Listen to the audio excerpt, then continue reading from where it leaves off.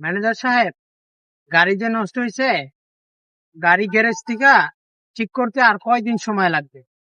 Sir আপনি চিন্তা করেন না, আর 2-1 দিনের ভিতরে হয়ে যাব। আচ্ছা, তাহলে অটো বা একটা সিএনজির ব্যবস্থা করো। অ্যাকশন। পেটে খিদা রে স্যার, কয়েকটা টাকা দিবেন? খুব খিদা লাগছে, সারাদিন কিছু খাই নাই স্যার, কয়েকটা টাকা দেন স্যার।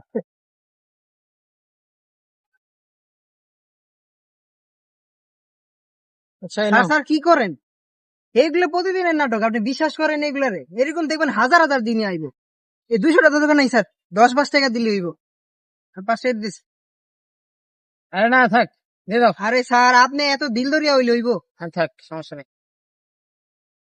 স্যার আল্লাহ আপনার ন্যাক হায়াত দান করুক, এই 200 টাকা জীবনে আমার কেউ ভিক্ষা দেয় না স্যার, আল্লাহ যেন আপনার ন্যাক হায়াত দান করুক। জায়গা স্যার। হ্যাঁ, রাকিব শুনো, গরিবদের কখনো ওই করতে হয় না। সে আমি যখন গরিব ছিলাম, আমি তো কারো কাছে হাত পাততে পারিনি, উনি গরিব বিদায়ী হাত পাততে পারতেন। ওনাকে আমি, আমার সামর্থ্য আছে, আমার সামর্থ্য অনুযায়ী আমি দান করেছি।